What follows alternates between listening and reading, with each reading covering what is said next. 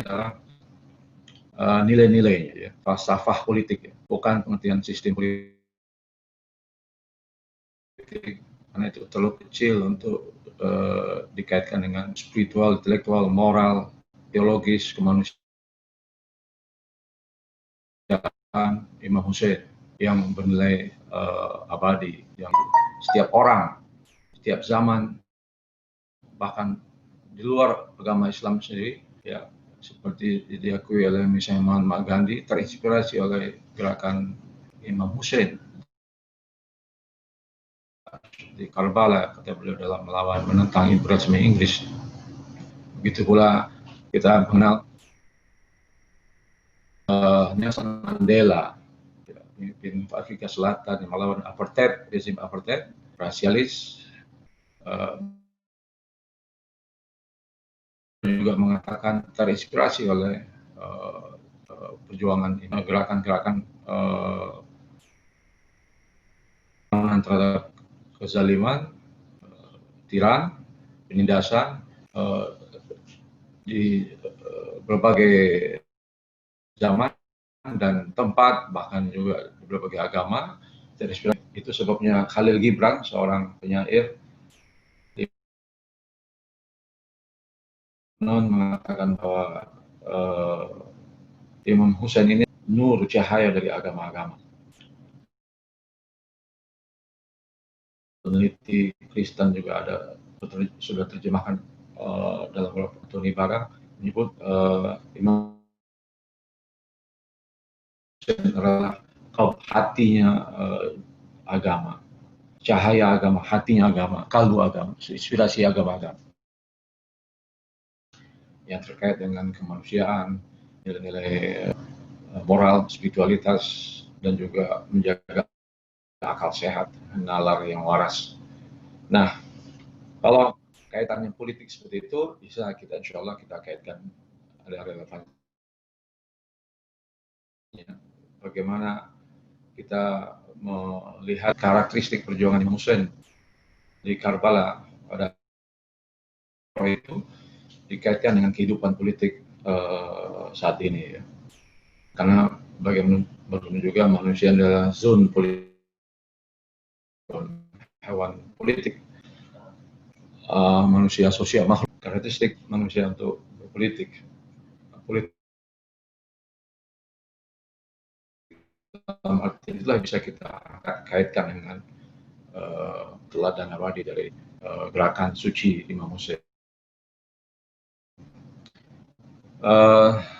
Sangat banyak tentu saja kita secara dalam ini, tapi setidaknya saya akan bahas karakteristik secara pokok.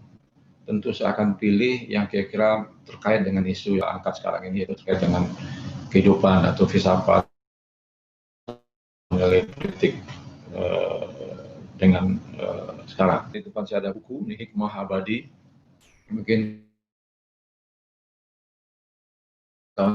kawan sudah ada yang punya. Hikmah Abadi Revolusi Imam Hussein, hasil riset call for paper 12 tahun lalu, ya 2008, dan hampir 2 tahun, dan baru diterbitkan 2013 oleh Satra Press. Ketika itu Islamic College Advanced Studies membuat riset dan call for paper tentang mengenang Hikmah Abadi Revolusi Imam Hussein, dan kita seleksi dapatkan 17 artikel yang menurut saya menggambarkan hikmah abadi dalam berbagai bidang, ya. Ada penulis dari luar, misalnya Said Abbas Salehi, ini wakil Menteri Penerangan dan Budaya Islam ketika itu, Menteri Budaya dan Islam Republik Islam Iran, ya. Ada Fani Eskefari, seorang profesor di Qum Institute. Gerard Phillips ini juga mahasiswa angkatan pertama ICAS, tapi adalah seorang perwakilan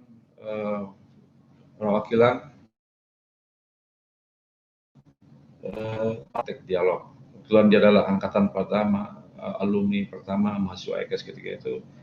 Dia dalam bahasa Indonesia dan lain-lain kawan-kawan kita. Halo, Ustaz. Ya. Punten suaranya putus-putus. Oh ya. Oke. Halo, halo. Suara? Udah oke, suara? Sudah? Sudah suaranya? Sudah oke, Ustaz. Ya. Ini ada azan lagi di sini. Di sini ya. Bisa kita tunda dulu. Suaranya sudah masuk ya? Iya, udah masuk. Azan. Kita selama azan. Azan ya, bagus.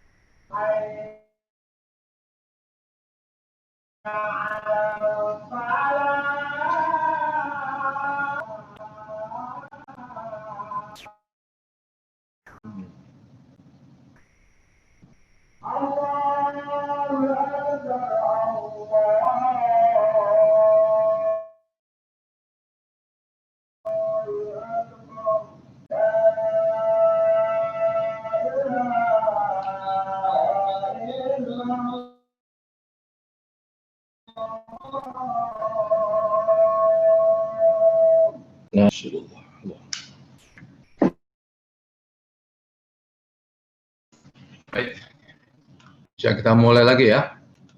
Halo. Nah, Ustaz, silahkan. Nah, ya.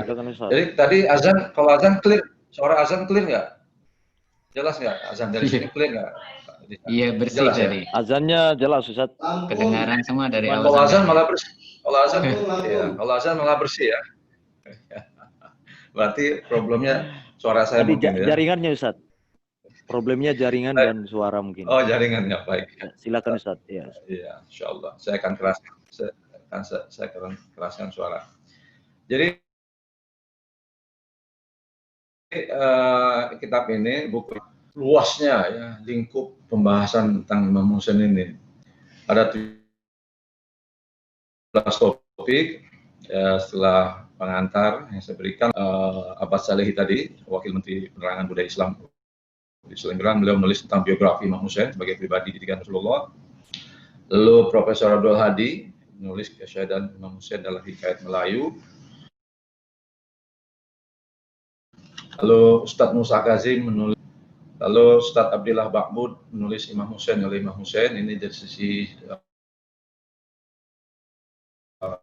sejarah, ya, bagaimana gerakan Imam Husain ke Makkah hingga ke Kufah dan Karbala, yang juga cukup sangat informatif ya, dari referensinya cukup banyak. Jadi ini karena artikel-artikelnya ada pilihan dari berbagai artikel yang masuk wallpaper ketika itu selama tahun, 1,5 tahun. Lalu Ustadz Hussein Alkaf menulis Kebangkitan Imam Hussein, ini tinjauan dari moral Ma'ruf nahi munkar. Kemudian ada profesor dari UN Jakarta menulis terkait Syahadat Imam Hussein, Profesor Amsal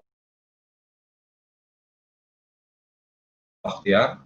Lalu dari KUM Institute, Dr. Kefari, ini juga sangat panjang. Beliau menulis refleksi filosofis tentang kebangkitan Imam Hussein. Ini juga sangat menarik, mengekstrak karakter yang mau dibangun oleh Imam Hussein, karakter pribadi, karakter umat melalui ini. Sangat menarik. Kemudian tulisan sendiri, Revolusi Al-Hussein, sebuah keniscayaan sejarah untuk kemanusiaan. Saya melihat dari sisi menyelamatkan dimensi kemanusiaan, berbasiskan nilai spiritualitas Ahlul Bait. Kemudian beliau membahas tafsir psikosofistik, jadi psikologi yang sifatnya sofistik, bagaimana pengorbanan Imam Hussein. Tinjauan ada misalnya simbol khair, al-bariyah, dan selanjutnya. Lalu seorang tadi Nasrani, perwakilan PAUS di Asia Tenggara, Philips, yang kebetulan juga adalah mahasiswa alumni pertama kita IKS dulu. Imam Hussein, figur teladan serta kesyahidan dalam perspektif pengalaman tasawuf, ya, mistis. Ini ada kawan kita dari para Medina, Ihsan Ali Fauzi, tiap hari Asyik Karbala. Lalu ada Profesor Islamic Studies di UGM.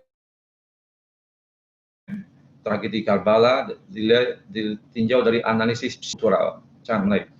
Lalu ada kawan kita dari para Medina, Dr. Muhammad Sudi Ibrahim, Revolusi dan Syahadah dalam Praktek Politik Imam Hussein. Lalu ada kawan kita, Saudara Dede Azwar Nurmansyah. Ini cukup menarik, ditinjau dari sisi fenomenologi massa.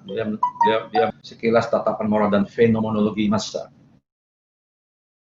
Ya, umat Islam ketika itu adalah semacam floating mass yang tidak ada arahan, pedoman.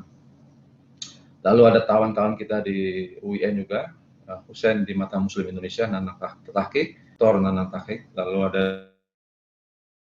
kita di para Madinah, Haan Rukmana, Hijab Hussein. Lalu diakhiri dengan epilog Ustadz Haidar Bagir, Karbala pada cinta, Hussein Imam cinta. Nah, jadi dilihat dari judul-judul itu saja, sebetulnya buku ini sudah, insya Allah, tinjauannya ada dari perspektif sejarah, biografinya, bagi Imam Hussein, ada tinjauan dari sisi kalam, teologi, moral teologis, ada moral irfani, ada moral filosofis, ya.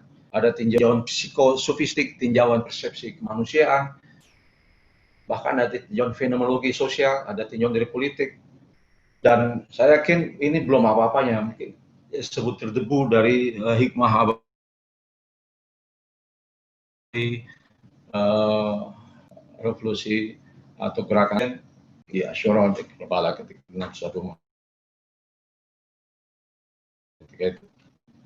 61 Hijriah 10 Muharram. Jadi kawan-kawan Budiman, dalam kita perlu hadirkan itu semua supaya kita menyadari bahwa yang kita refleksikan sekarang ini adalah salah satu saja, salah satu hikmah yang mungkin kita bisa ekstrak, yang kita bisa refleksikan lalu dikaitkan dengan kehidupan kita sekarang. Ada satu ungkapan yang menarik dari penulis tadi, Vanei Eskefari, seorang profesor di muridnya Ayatullah di KUM Institute.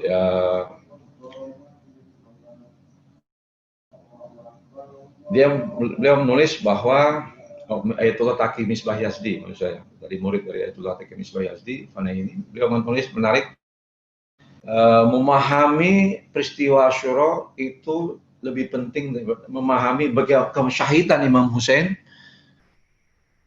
Mengapa Imam Hussein syahid itu lebih penting daripada bagaimana Imam Hussein syahid, tanpa menafikan perlunya pengetahuan kita bagaimana Imam Hussein syahid, proses apa yang kita biasa dalam tradisi maktam. Tapi beliau mengatakan kenapa kita perlu memahami mengapa syahadah Imam Hussein terjadi pada Karbala ketika itu sangat penting untuk mengisi pemahaman akal kita, rasa ingin tahu kita, dan satu lagi yang sangat penting, kemampuan kita mengekstrak, mendapatkan nilai dari Imam Hussein, gerakan Imam Hussein itu, lalu dikontekstualkan, direlevankan dengan kehidupan kita sekarang, kehidupan kita sebagai Muslim, sebagai mukmin, sebagai manusia, sebagai pengikut Ahlul Bait, sebagai pencinta Rasulullah dan keluarganya, sebagai orang yang menunggu kedatangan Imam Mahdi Islam. Jadi itu tanpa kemampuan memahami karakteristik dari perjuangan Imam Hussein dan juga mengaitkan dengan kontekstual hari ini, direlevansikan, maka tentu tidak terlalu banyak manfaat, ya. Itu kata Dr. Fani Eskifari.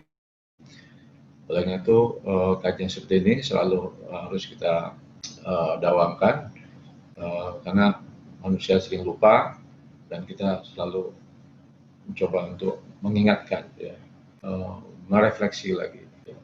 Jangankan Imam Hussein, sholat Allah saja yang jelas-jelas hadir, jelas tidak ada satu detik pun, satu atom pun, tidak ada ruang waktu yang absen dari kehadiran Allah, kita pun harus sholat 5 waktu untuk supaya kita selalu ingat, ya. Nah, demikian pula hikmah teladan abadi dari Imam Hussein. Sahabat-sahabat yang budiman, dalam konteks itu izinkan saya untuk mensarikan saja, mengekstrak beberapa poin, beberapa nilai, makna, hikmah yang kita bisa ambil dari gerakan suci Asyura Imam Hussein Karbala itu, karena itu landasan pertama untuk kita kaitkan dengan topik kita, politik, kehidupan politik saat ini. Dan ini tentu bukan pendapat saya pribadi, ya. Ini semuanya harus merujuk pada sejarah dan juga merujuk pada tulisan-tulisan yang legitimate, ya. Misalnya kita merujuk pada Mutahari dan lain-lain. Dan menariknya para penulis artikel ini juga merujuk pada sebagian besar banyak merujuk pada karya-karya yang memang jadi sandaran, jadi daras. Ada yang karya sekunder, ya. Oleh karena itu ada yang primer dan sekunder, dan saya merujuk pada itu semua. Oleh karena itu saya tidak akan sebutkan satu persatu referensinya karena itu terlalu banyak, karena kita ini bukan sedang melakukan seminar, ya, seminar ilmiah, ini populer. Jadi yang pertama,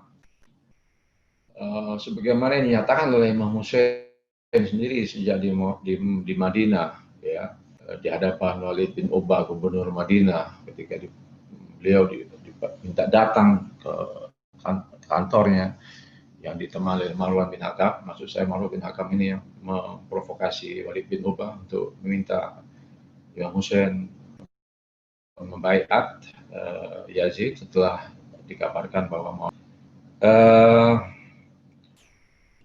saat itu Imam Hussein menolak baiat, ya, yang diminta oleh Walid bin Uqbah, dan sebagaimana beliau sampaikan ke kawan-kawannya termasuk Ibn Zubair, Abdullah bin Zubair, kawan-kawan para sahabat di Madinah ketika itu, bahwa beliau menolak berbaiat pada Yazid bin Muawiyah bin Abu Sufyan ini karena alasan-alasan agama. Agama Islam, yang Al-Quran, tradisi ajaran yang disampaikan oleh Rasulullah, dan ayahku Imam Ali alaihissalam, prinsip mereka tidak memungkinkan saya untuk menerima atau menerima Yazid sebagai pemimpin.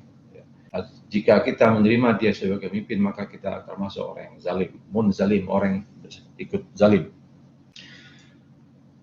Sehingga beliau menolak dengan tegas pembaiatan pada Yazid ketika itu. Beliau menyatakan di Madinah juga, di Mekah, ya, bahwa ini perlawanan pada Yazid adalah bagian dari amar ma'ruf nahi munkar.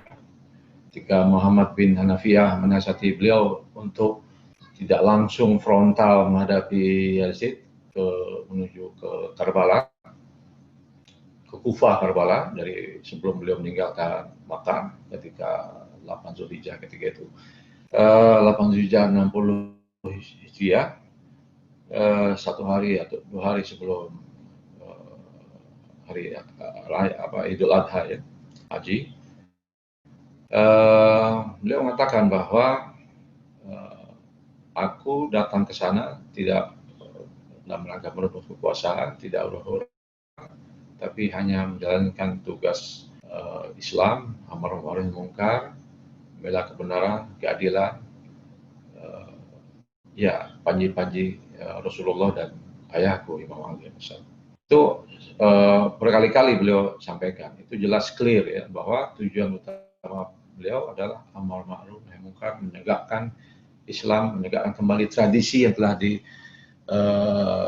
diajar oleh Rasulullah dan ayahnya Imam Ali alaihissalam. Kemudian yang kedua, kita melihat berdasarkan kajian sejarah, mempelajari biografi, khususnya biografi sejarah beliau, ya, sejak kematian Muawiyah, ya, yang banyak dinukil, dijelaskan, dideskripsikan dan jelaskan di dalam berbagai kitab buku. Tidak akan saya sebut satu sekarang ini. Bahwa kalau kita lihat statement-statement dari Imam Hussein, ya, dari setiap event, mulai dari di Madinah itu sekitar bulan Sya'ban, ya, awal minggu pertama Sya'ban, kemudian pergi ke Mekah, Sya'ban, kemudian Ramadan, ya, lalu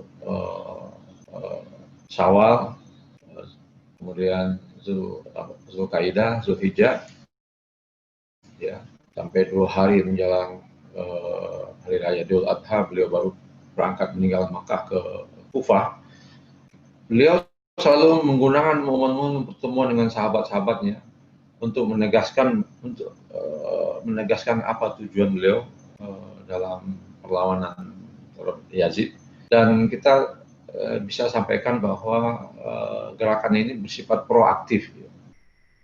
Bersifat proaktif bukan semata karena menerima surat belasan ribu, ada yang mengatakan 12.000 surat dari Kufah, atau dari seluruh dunia Islam ada yang menyebutkan 18.000. Yang ketiga itu termasuk sangat banyak, ya, buat surat seperti itu, surat dukungan pada Imam Hussein untuk melakukan perlawanan terhadap Yazid. Yang beliau terima ketika beliau di Mekah, di Mekah. Tapi kalau kita lihat pernyataan di Madinah pun, beliau sudah menyatakan menolak pembaiatan, dan Muhammad bin Hanafiyah, saudaranya, juga telah menasihati beliau ketika itu. Beliau mengatakan bahwa ini adalah amanah Rasul dan ayahku, dan ini adalah ajaran taklif dari Al-Quran, menegakkan kebenaran, menegakkan keadilan, menelanjangi, melawan kezaliman yang begitu nampak di depan, ya, yang melanggar tradisi agama, hukum agama terang-terangan.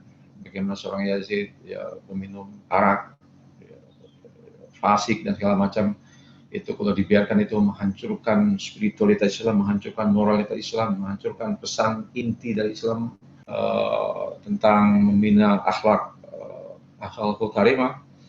Oleh karena itu, sejak di Makkah sekalipun, sejak di Madinah sebelum menerima surat-surat belasan ribu surat dari berbagai penjuru Islam, termasuk dari Kufah, ya, sebagian besar dari Kufah, beliau telah mencanangkan perlawanan terhadap Yazid. Jadi gerakan Imam Husain ini bersifat proaktif, ya, bukan reaktif, ya, atau sekedar merespon dari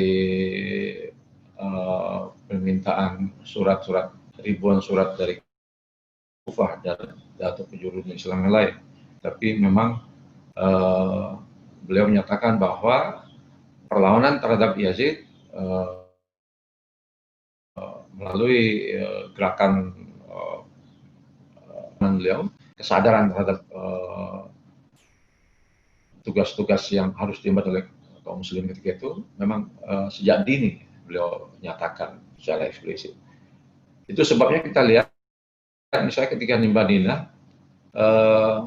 di Mekah, di Mekah selama Sya'ban lalu Ramadan, itu waktu yang sangat tepat untuk memberikan pencerahan batin, pencerahan keilmuan pada kaum muslimin ketika itu di Mekah. Ya, beliau bertemu dengan banyak orang, para sahabat, menjelaskan tentang tugas kita sebagai muslim, melanjutkan tradisi Rasulullah, Imam Ali, menjalankan amanat amar ma'ruf nahi mungkar, dan apabila kita diam termasuk orang yang zalim, itu beliau lakukan selama berapa bulan gitu, Sya'ban, Ramadan, Syawal, Dzulqa'dah, ya, 4 bulan, ya, 4 bulan beliau melakukan pencerahan, ya, melakukan konsolidasi gagasan, melakukan penyadaran bagi kaum muslimin ketika itu di Mekah, karena Mekah itu adalah pusat lalu lintas umat Islam ketika itu, dan juga orang umroh haji, maka itu sangat tepat bagi beliau untuk melakukan kesadaran, gerakan penyadaran umat Islam bahwa kita harus melakukan sesuatu untuk menentang tirani despotik Yazid ini, Yazid bin Muawiyah. Oleh karena itu kita bisa katakan bahwa selain proaktif, gerakan perlawanan suci Imam Husain ini bersifat visioner. Nah, ini juga menarik. Saya akan mengutip pendapat seorang filosof sih, tapi dia juga banyak menulis tentang Imam Husain, Henri Corbin, ya. Beliau mengatakan bahwa kalau kita melihat gerakan Imam Husain dengan merujuk pada pengalaman Imam Ali dan juga Rasulullah sebelumnya, sebetulnya gerakan Imam Husain dalam rangka membangun infrastruktur. Infrastruktur ini di sini bukan ya jalan tol, ya, tapi infrastruktur sosio-kultural religius, spiritual, intelektual umat Islam ke depan. Karena selama 4 bulan, di samping beliau memberikan pencerahan, kesadaran kepada kaum muslimin ketika itu yang lalu lintas sangat padat di Mekah, sambil juga menjawab surat-surat dari berbagai penjuru Islam, beliau mempelajari dengan cermat karakteristik kondisi psikologis, kondisi sosiologis, kultural, religius umat Islam ketika itu. Setelah 50 tahun setengah ditinggal Rasulullah, ya kan, itu sekitar 61 Hijriah, berarti sekitar 50 tahun setelah Rasulullah meninggalkan kaum muslimin ketika itu. Ketika itu selama 25 tahun dikuasai oleh 30 tahun sampai mulai 3 khalifah, kemudian Imam Ali 5 tahun, kemudian hampir 20 tahun oleh Muawiyah, yang selama 20 tahun itu Muawiyah melakukan pembunuhan karakter terhadap Ahlul Bait, ya, pencercaan pada Imam Ali terutama sebagai simbol utama Ahlul Bait, dan itu telah berhasil melakukan disinformasi total pada umat Islam ketika itu. Banyak riwayat mengatakan 80% umat Islam ketika itu tidak tahu apa-apa tentang kondisi umat Islam saat itu, bahwa siapa yang layak diikuti, karena mereka telah mengalami disorientasi teologis, disorientasi moral, ya. Karena berkaitan berhubungan juga dengan penguasaan daerah-daerah Islam. Umat Islam itu kaya raya, Baitul Mal, sehingga banyak menarik peminat orang untuk mencari kekayaan, kesenangan duniawi. Nah, itu peluang emas bagi kaum yang melihat Islam ini sebagai alat untuk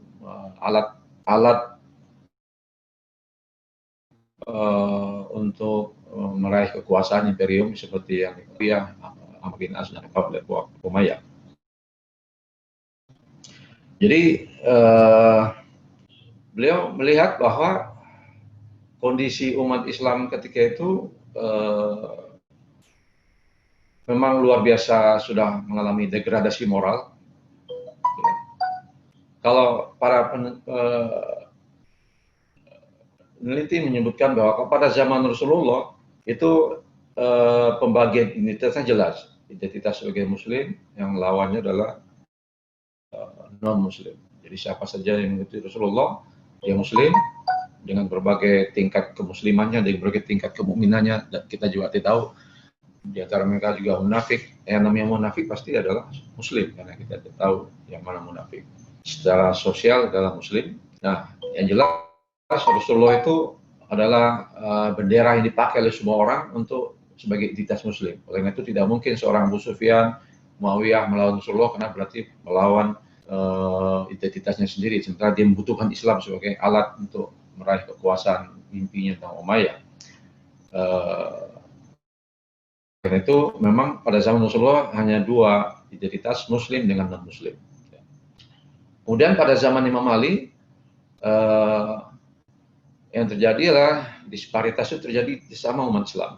Itu disebut dengan antara kaum mukmin dengan munafik, ya. Sama-sama Muslim, ya. Dan pada zaman Imam Hussein ini lebih mendalam lagi, ya. Kalau pada zaman Imam Ali, kelompok-kelompok yang memusuhi beliau itu bisa kita bagi 3 kelompok. Ya, ada yang kelompok memang pecinta dunia, kekuasaan imperium yang diwakili Muawiyah dan kawan-kawan dari kelompok Umayyah. Ada kelompok yang memusuhi Imam Ali, ya kedengkiannya, ya. Ada juga mungkin karena ketegasan Imam Ali dan keadilan, misalnya bagaimana Imam Ali mengembalikan pembagian harta Baitul Mal seperti yang dilakukan Rasulullah, itu membuat sejumlah sahabat yang telah menikmati status quo pada 3 khalifah sebelumnya itu merasa terancam oleh keadilan Imam Ali ini. Misalnya saya sebut ada saja, misalnya Zubair Awam, Zubair itu memprotes pembagian Baitul Mal yang lebih sedikit di zaman Imam Ali ketimbang sebelumnya. Kenapa disamakan dengan orang-orang yang baru masuk Islam? Nah, itu suatu contoh orang-orang yang ya, sakit hati, ya, dengan ketegasan Imam Ali dan menegakkan keadilan sesuai dengan mencontoh tradisi Rasulullah.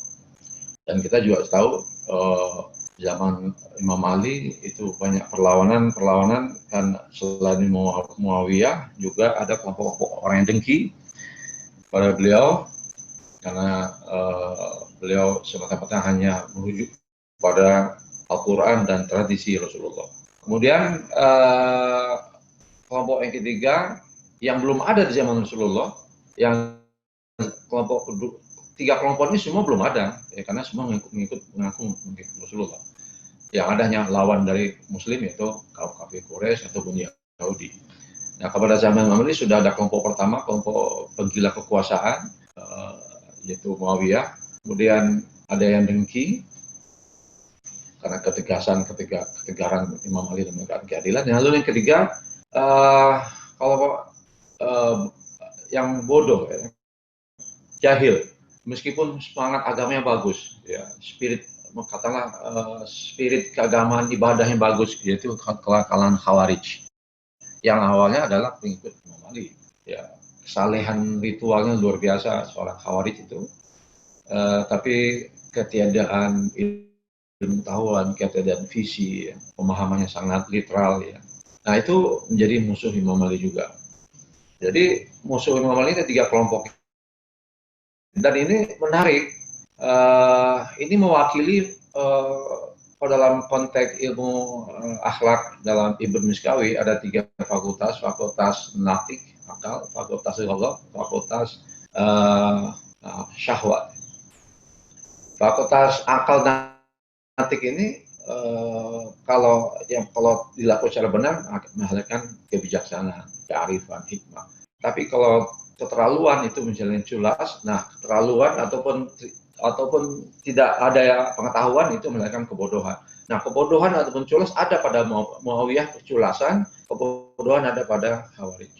Pada fakultas syahwat, yaitu ada juga pada Muawiyah, ada kalangan yang orang yang dengki tadi, yang melampaui batas dengan syahwat.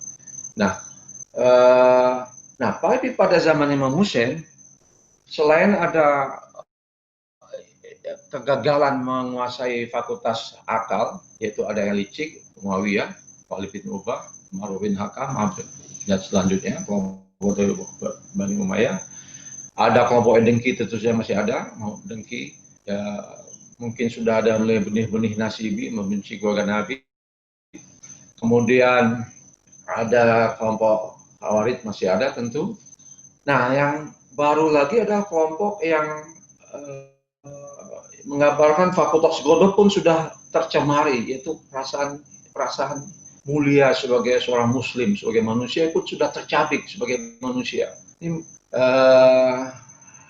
itu ada bagaimana Imam Hussein menjawab pernyataan Farasdak. Ya. Farasdak itu seorang penyair yang menemui Imam Hussein ketika berjalan menuju Kufah di sebuah tempat, kalau tidak salah namanya Safar gitu ya, Safar. Nah,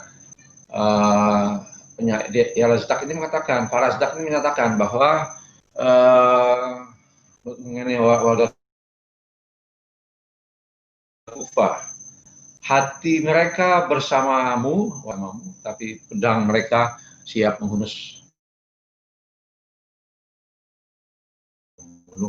Ini gambaran yang luar biasa bagaimana seorang yang mengaku pecinta Imam Hussein, mengundang Imam Hussein, hatinya Imam Hussein, tapi pedangnya justru bersama musuh Imam Hussein yang siap membunuh Imam Hussein. Ini luar biasa,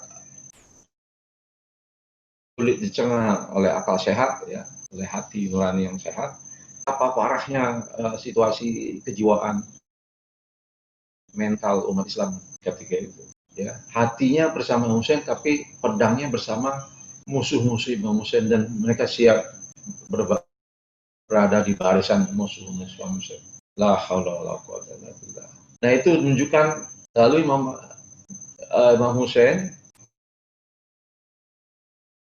dalam banyak kesempatan ketika itu juga mengatakan ketika bertemu pertama kali dengan pasukan Ibn Ziyad setelah menasihati para warga Kufah, ingat pada untuk membela Imam Hussein, dan juga tentu saja menasihati mereka akan tugas kita sebagai muslim, amar ma'ruf nahi munkar, sebagaimana juga mereka telah melakukan ini dengan ayahnya Imam Ali dulu. Juga ini adalah bagian dari meneruskan perjuangan Rasulullah Shallallahu Alaihi Wasallam. Beliau mengakhiri pernyataan ini: jika kalian tidak peduli dengan Islam, jika kalian tidak peduli dengan Islam dan juga dengan akhirat, setidaknya hargailah kemerdekaan jiwa Anda, kemerdekaan jiwa Anda. Nah, itu pernyataan Imam Hussein ini menggambarkan 3 level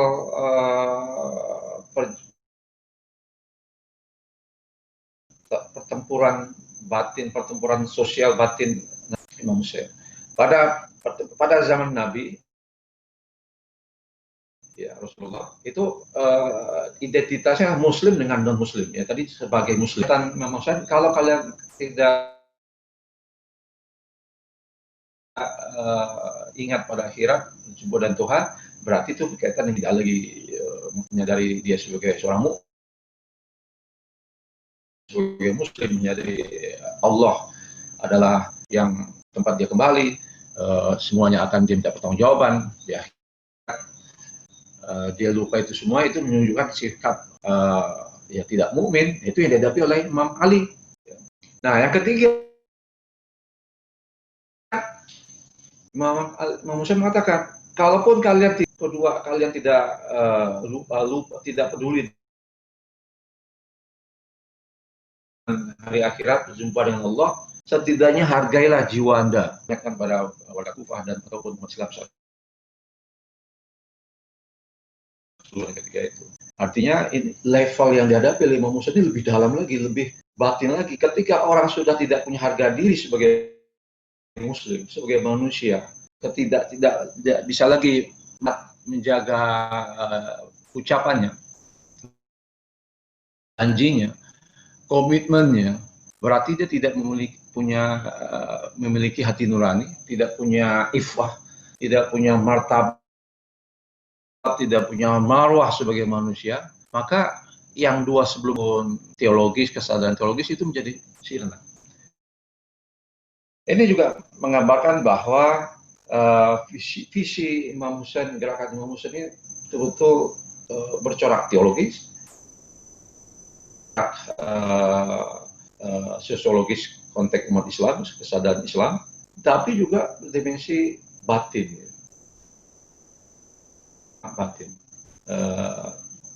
Seakan-akan Imam Hussein ingin menyadarkan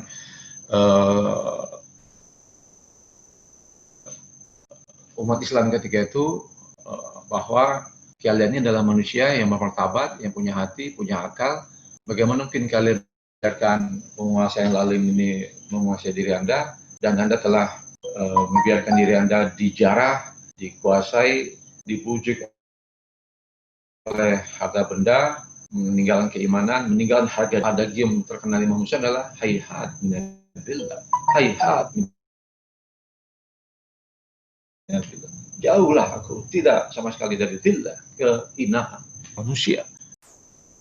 Ini tinjaunya sangat, makanya para sufi, para animalis shimal itu membahas revolusi Imam Hussein dari segi sufi, karena itulah yang paling dalam. Kaitannya kenapa harus sampai melakukan syahadah seperti itu.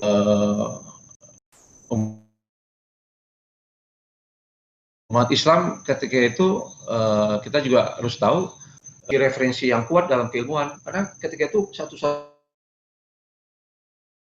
kitab hanya Al-Quran, itu pun Al-Quran yang belum ada hurufnya, belum ada murid Imam Ali, ya, Sibawi, adalah Sibawi yang memberikan fatah dan segala macam. Orang yang non Arab belum ada. Jadi kita harus bayangkan ketika itu 50 tahun, setengah abad setelah ditinggal Rasulullah, ketika itu belum ada petunjuk apapun umat Islam. Hanya mengandalkan figur. Ya. Orang yang bersyukurlah, beruntunglah kalau mereka merujuk pada figur Ahlul Bait, para Imam Hussein, ya, yang sebelumnya Imam Ali. Tapi sebagian besar ya ikuti arus informasi, dan yang sangat provokatif, sangat ambisius dalam memegang kekuasaan dunia, itu adalah para pengikut atau para anak Umayyah. Jadi itu yang disebut dengan konteks bahwa gerakan Imam Hussein ini bagian dari usaha membangun infrastruktur basic dari religi, politiko, kultural, spiritual, intelektual. Boleh kita katakan bahwa perjuangan Imam Hussein, perjuangan Imam Ali itu kelanjutan dari perjuangan Rasulullah. Ya. Ini menarik ungkapan Syekh Hasan Nasrullah, pernah saya dengar, beliau menyamakan bahwa perjalanan Imam Hussein dari Makkah ke Karbala itu menyamai perjalanan Nabi dari Makkah ke Madinah. Kalau ini bangun oleh umat Islam tamadun di Madinah, kota peradaban Islam. Karbala itu peradaban, karena peradaban umat itu berada di antara Efrat, Tigris Efrat, di daerah salah satu daerah inti Mesopotamia adalah cradle of civilization. Titik-titik salah satu benih peradaban manusia awal gitu. Jadi ini dan juga ya hijrah yang kedua, kalau kata Syed Hasan Nasrullah, yang kedua melakukan titik balik kesadaran umat Islam yang ketika itu telah hanyut oleh harta melimpah karena penguasaan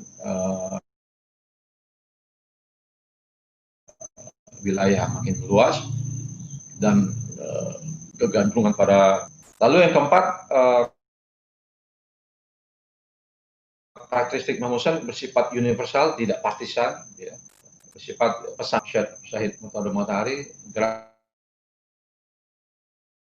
Imam Husain bersifat universal, pesan bagi seluruh manusia, lintas batas agama, lintas batas bangsa, lintas batas ras, dan itu terjadi. Edward Dickens, seorang penulis dari Inggris, sejarawan Inggris, kalau kita pelajari gerakan Imam Husain membawa keluarganya adalah, kita tidak akan mungkin mengatakan Imam Husain ingin melakukan itu sebagai gerakan politik atau perbuatan kekuasaan. Itu tidak ada hubungannya. Ingin melakukan perbuatan kekuasaan tidak akan seperti itu. Beliau akan di Mekah itu ya melakukan gerakan mobilisasi massa, kalau perlu membuat pecah belah kaum Umayyah itu. Tidak, Imam Husain sama sekali tidak mesti harus juga haram, tapi dibolehkan secara agama, secara fikih. Misalnya membuat pecah belah Umayyah itu kan kalau dalam perang siasah, perang itu adalah makar, ya, artinya tipu daya. Ya boleh saja kita membuat pecah belah kaum Umayyah, tapi Imam Husain tidak sama sekali itu. Yang beliau lakukan hanya pencerahan pada penyadaran batin, kesadaran intelektual, spiritual, moral umat Islam ketika itu.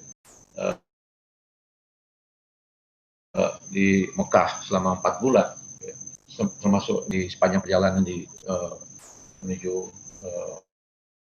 Kufah dan Karbala. Jadi kata Edward Dickens itu jelas sekali bahwa pesan abadi yang disampaikan oleh Imam Husain melalui gerakan suci beliau adalah pesan moral, pesan kemanusiaan. Kemudian yang kelima, karakteristik tadi saya sebut titik balik keadaan umat Islam. Dan ini kenapa harus syahadat? Ini juga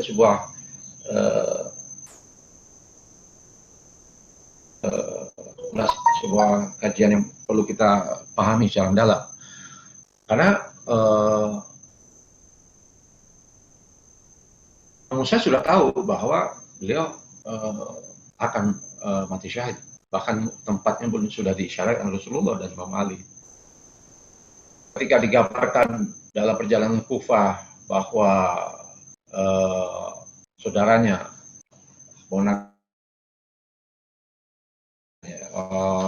Muslim bin Aqil, dibunuh oleh orang Kufah, ya, sebagai delegasi Imam Husain.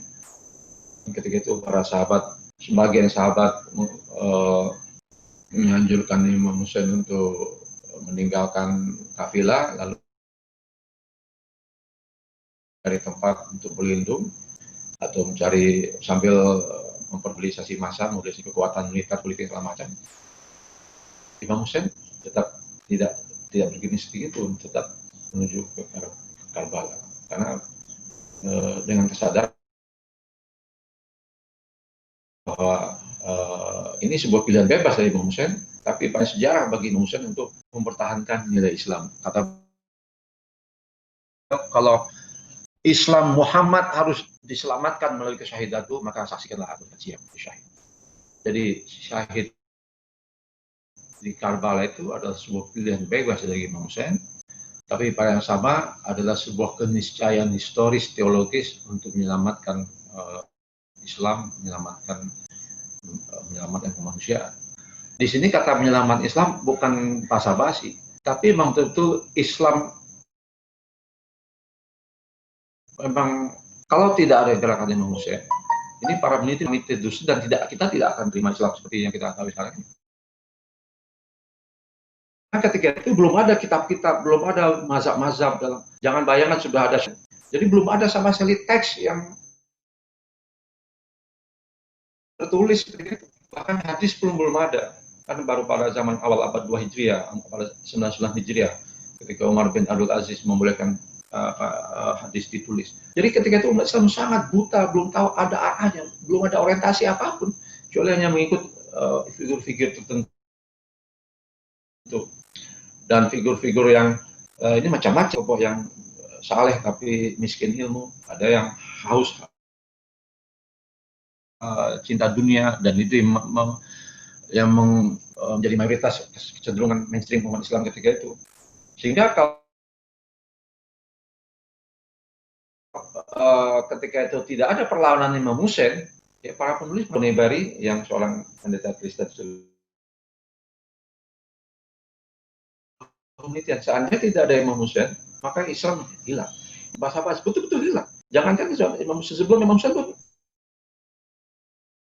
sudah banyak hadis-hadis palsu dibuat oleh Muawiyah. Kalau tidak ada peranan Imam Hussein, hilang Islam. Bisa jadi yang sama dengan agama-agama. Ada kitab suci juga diganti-ganti, diubah-ubah semaunya. Jadi betul letterlek bahwa tanpa gerakan Imam Hussein, Islam itu hilang. Bukan hanya ada yang bilang hanya bertahan la ilaha illallah, enggak juga, karena pengertian la ilaha illallah, tauhid itu pun sebagai ilmu, ya. Kan ilmu kalam, ilmu baru kan ilmu al-fiqh pun baru setelah Imam Muhammad Baqir fikih, baru maka disebut mazhab Ja'fari. Jadi sampai zaman Imam Hussein itu belum ada kegiatan kodifikasi keilmuan, baik dalam masalah kalam, ilmu fikih, ya. Sehingga betul-betul kalau tidak ada Imam Hussein, ya betul-betul apa yang dikatakan para peneliti Imam Hussein, Islam itu hilang, itu betul. Mungkin ya sama persis seperti agama lain. Ya, pesan-pesan pokoknya itu makanya titik balik. Kemudian yang ini menarik, ada hubungan dengan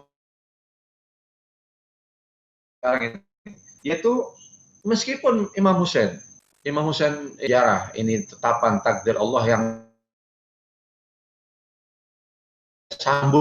beliau sambut dengan gembira. Aku tidak melihat kegembiraan jauh.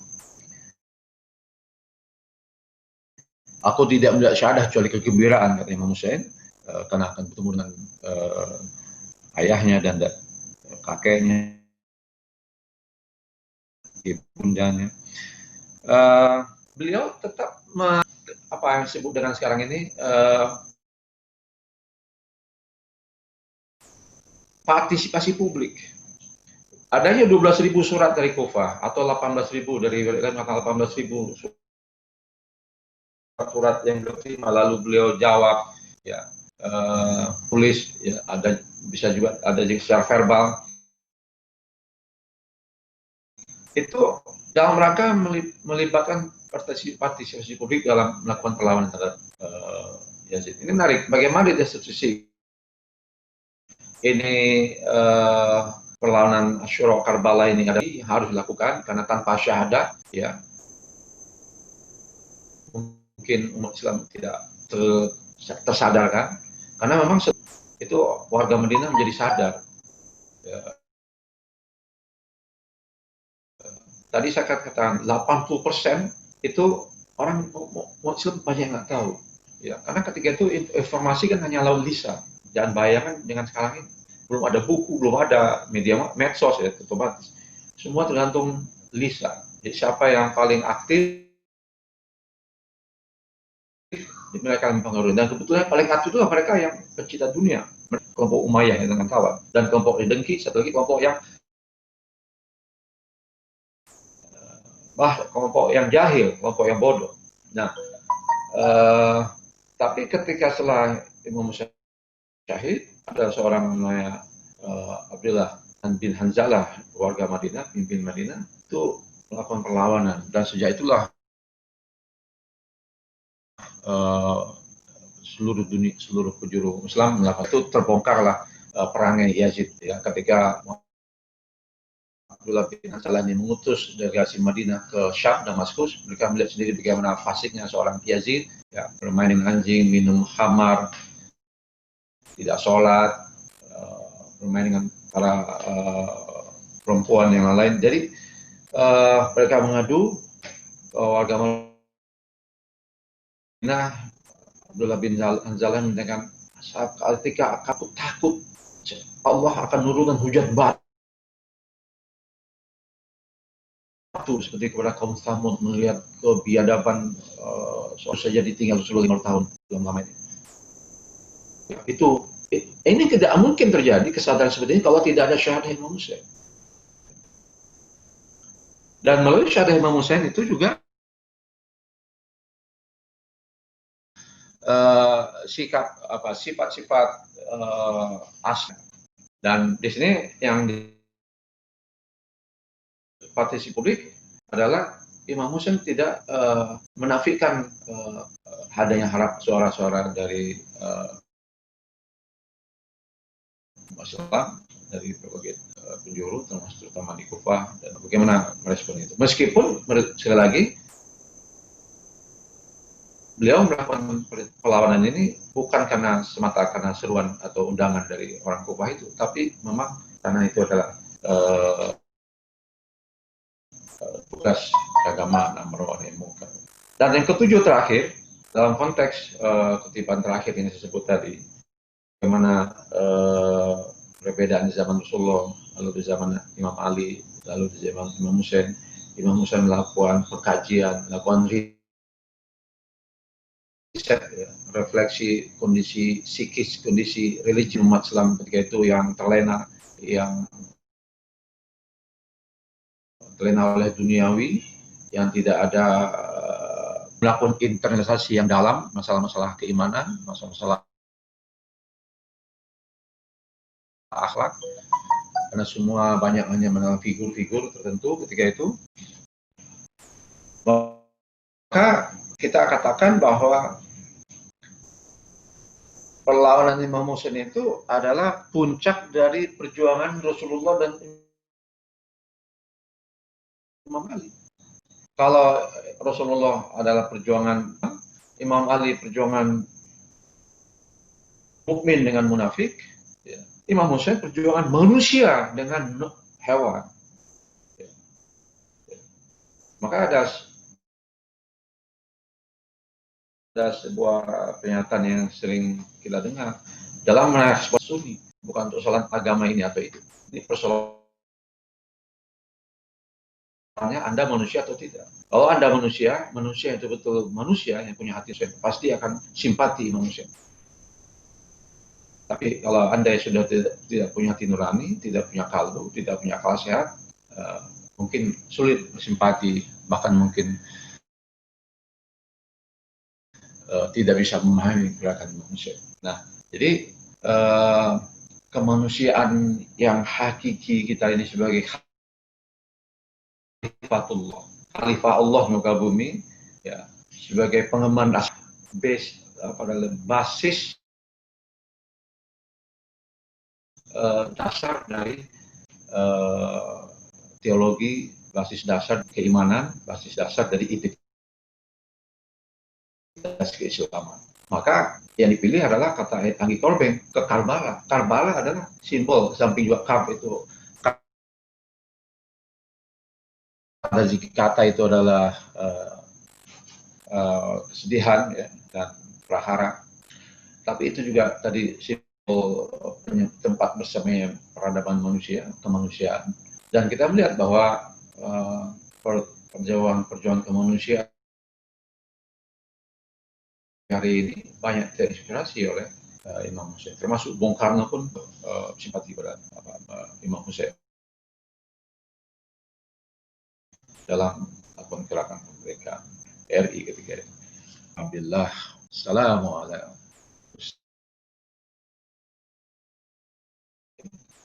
وعلي بن حسين وعلى أولاد الحسين وعلى السلام عليك يا ابن رسول الله السلام عليك يا ابن أمير المؤمنين السلام عليك ya ابن فاطمة السلام عليك ya Aba Abdul. Jadi kawan-kawan yang beriman,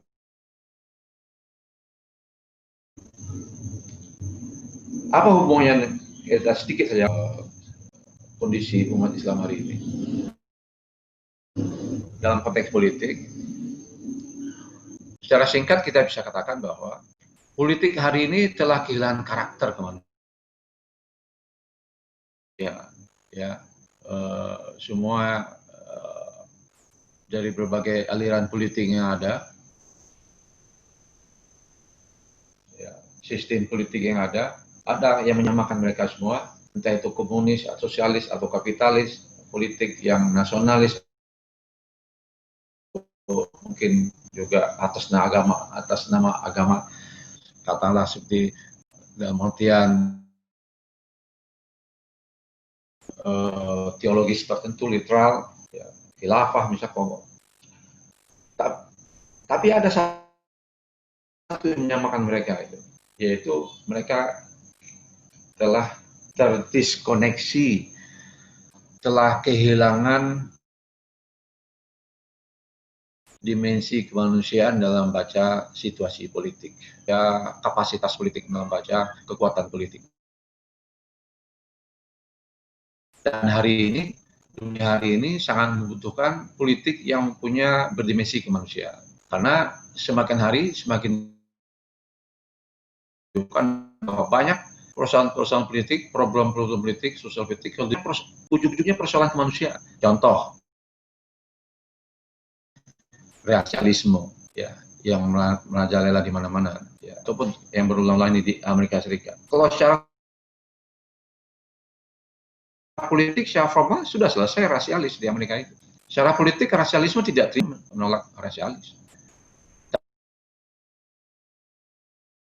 Kita lihat belum lama ini ada meninggalnya seorang warga kulit menanyakan gelombang anti rasialisme di Amerika, menunjukkan bahwa penyakit rasialisme masih kuat di Amerika. Jadi karena rasialisme berakar pada isu kemanusiaan. Jadi kalau hanya dengan pendekatan hukum normatif, pendekatan konstitusi, itu tidak akan bisa masalah. Masalah sekarang ini karena persoalan kemanusiaan. Misalnya termasuk negeri kita ini banyak masalah-masalah politik bukan karena persoalan konstitusi. Konstitusi sudah jelas hukumnya, bukan persoalan undang-undang. Kesadaran akan konstitusi itu, kesadaran akan nilai-nilai konstitusi, nilai-nilai keadilan, nilai egaliter, dan itu berakar pada kesadaran kemanusiaan. Dan sistem politik yang kalau kita lihat hari ini, sistem politik yang relatif yang kita lihat memiliki dimensi kemanusiaan itu, kita harus katakan ini kita bisa kaji secara ilmiah. Kita bisa buat seminar khusus tentang ini. Kita bisa contoh, yaitu gerak di Lebanon atau lebih besar lagi adalah yang ditujukan oleh Imam Khomeini dan ini sekarang dalam mimpi Republik Islam Iran. Kita lihat bagaimana ketika Saddam menyerang Iran ketika itu dengan senjata kimia tahun 80-an. Senjata kimia yang dipasok dari Eropa, dari yang diketahui oleh intelijen Amerika, Donald Rumsfeld ketika itu.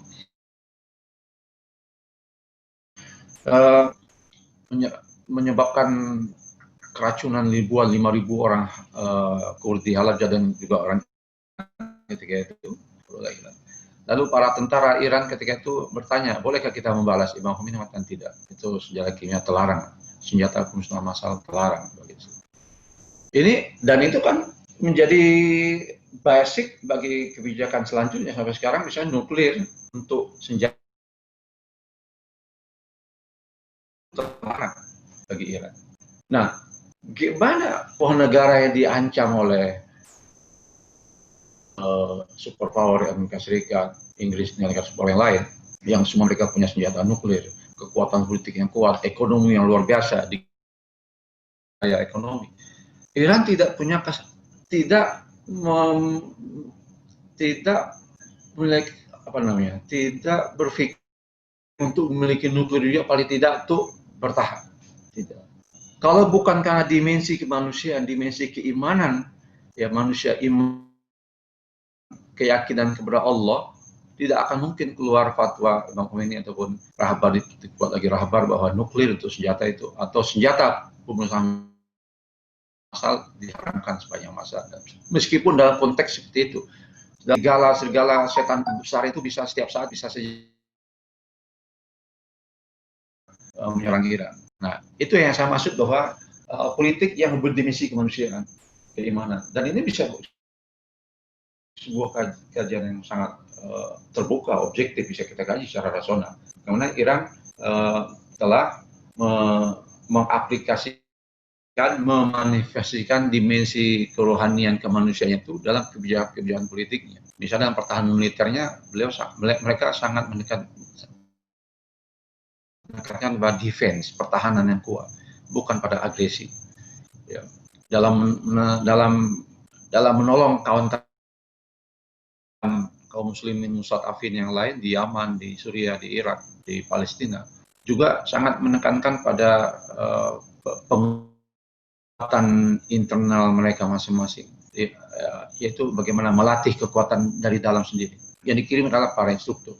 Jadi tidak menghegemoni, tapi bagaimana memberdayakan warga Suriah menjadi melawan ISIS dan macam. Bagaimana warga Irak dibangkitkan sendiri, bagaimana warga Yaman dibangkitkan sendiri, dan juga Palestina diharapkan juga bangkit dari itu. Kan pendekatan kemanusiaan, bukan pendekatan militer. Tentu militer sebagai defense, tetap sebagai penjaga gawang, paling tidak sebagai alat untuk orang berpikir 2 kali 3 kali untuk melakukan penyerangan. Jadi apa yang disebut dengan kekuatan software itu. Jadi ketika negara-negara lain semua sangat berfokus pada hardware, kekuatan militer, senjata massal, bahkan Iran di samping hardware paling tidak seminimal keamanan, tapi sangat juga lebih besar usaha negara Republik Islam ini menginvestasikan waktu, tenaga, biaya segala macam untuk software, pembangunan kemanusiaan, pembangunan kesadaran kebatinan manusia, keagamaan, intelektualitas, ya, menerbitkan buku di mana-mana, pencerahan, buku-buku filsafat, tasawuf, keilmuan, sejarah, penyadaran tentang Imam Hussein dan seterusnya. Itu jauh lebih besar ketimbang dihormati, disegani, karena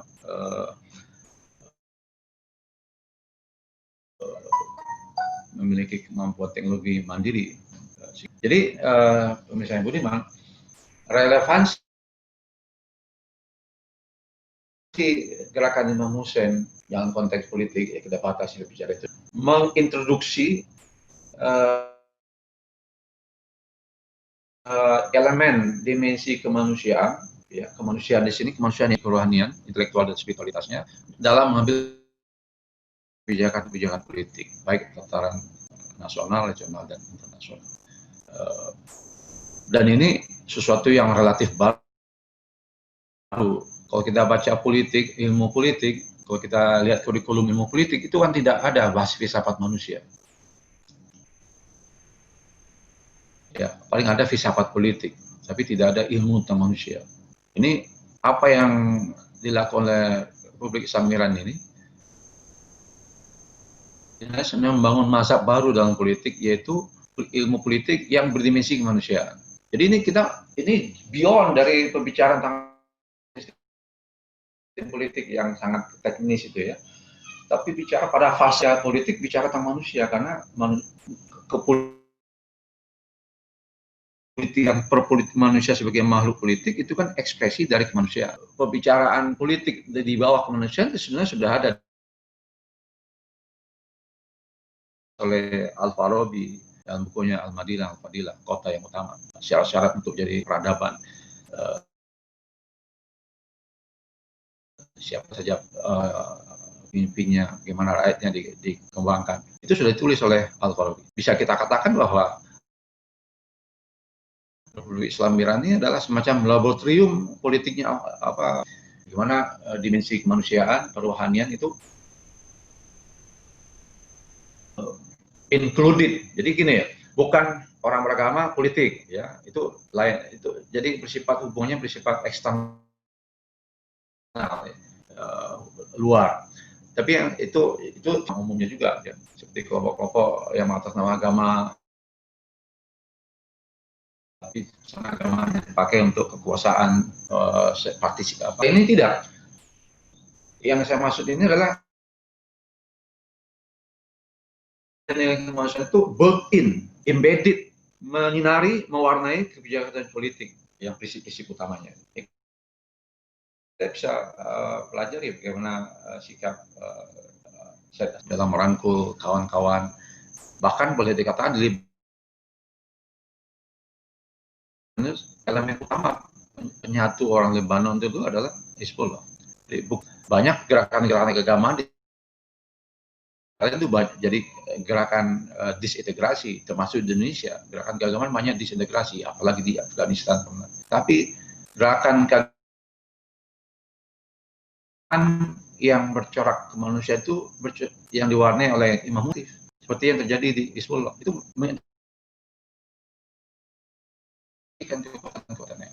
demikian pula Yaman kita lihat, demikian pula kita lihat di Suriah, demikian pula kita lihat juga di Irak, meskipun dengan berbagai variasi. Tapi esensi utamanya harus sebagai kekuatan politik yang integratif, bukan disintegratif. Itu juga nggak mungkin kalau tidak punya dimensi kemanusiaan, dimensi kerohanian. Saya nggak tahu sampai kapan ini kita waktu punya. Mungkin kita saya silakan Pak Iskandar dan kawan-kawan untuk ada tanggapan, pertanyaan, respon, silahkan. Terima kasih. Assalamualaikum warahmatullahi wabarakatuh. Waalaikumsalam warahmatullahi wabarakatuh. Terima kasih banyak Ustadz, pemaparannya begitu kompleks, komprehensif dari berbagai sudut pandang, karena memang politik itu bisa ditinjau dari berbagai sudut pandang. Dan juga apa yang kemudian sudah menjadi pemaparan Ustadz tadi berkaitan dengan berbagai tokoh-tokoh revolusioner di dunia, Mahatma Gandhi, Nelson Mandela, sampai kepada Khalil Gibran misalnya, yang mengatakan bahwa Imam Hussein cahaya dari agama-agama, karena memang yang beliau perjuangkan adalah seperti yang kemudian dikaji pada sore hari ini yang dipaparkan oleh Ustaz tadi, adalah ketika pun ini disebut sebagai gerakan siasah politik, maka politik ini adalah basis kemanusiaan itu sendiri. Nah, mungkin saya tidak akan panjang ke lebar berkaitan dengan kesimpulan dari apa yang kemudian sudah dipaparkan oleh Ustaz tadi, sangat kompleks dari berbagai sudut pandang, aspek sosiologis, gerakan politik, sampai kepada tafsir sofistiknya. Mungkin kita langsung saja ke sesi tanya jawab. Silakan bagi teman-teman, Bapak, Ibu-ibu partisipan yang ingin bertanya bisa room chat atau mungkin bisa raise hand. Silakan Bapak, Ibu-ibu sekalian. Nah, ini sampai saat ini belum ada yang kemudian masuk ke room chat, Ustaz, pertanyaannya. Ini Ustaz, saya mungkin punya persoalan sedikit, Ustaz. Mungkin bisa berbincang sedikit sembari menunggu beberapa pertanyaan dari partisipan. Bisa, Ustaz? Ya, Fadol. Baik, Ustaz. Ya, silakan, Fadol. Model konkretnya politik jika dikontekskan peristiwa Asyura ini di dalam konteks kehidupan kita dan di dalam relasi politik dan konstruksi politik modern hari ini, mestinya seperti apa, Ustaz? Ya. Kaitan dengan jadi Jadi harus dikembalikan, politik harus dikembalikan pada basicnya, yaitu melayani kemanusiaan. Karena politik akar katanya memang politia. Politia itu artinya kebijakan, kearifan ya, berkaitan dengan keperadaban sebenarnya. Politik ini kalau dalam Al-Farabi itu bagian ilmu madani, ilmu peradaban. Ya. Jadi politik bagian dari peradaban apa? Peradaban manusia. Ilmu madani disebut ya, ilmu politik. Jadi nah politik modern ini telah kehilangan dimensi peradaban, dimensi kemanusiaan, dan ini sebenarnya bukan hanya politik, ilmu sosial umumnya. Kawan-kawan yang mungkin yang ilmu sosial sudah mengetahui bahwa sangat kurikulum ilmu sosial itu miskin ilmu kemanusiaan, represi kemanusiaan, entah ilmu politik, ilmu ekonomi, ilmu bahkan yang sangat riskan itu ilmu psikologi, sangat juga psikologi yang sangat berkaitan dengan perilaku manusia itu pun sangat dangkal pemahamannya tentang manusia, apalagi ilmu sosial yang lain.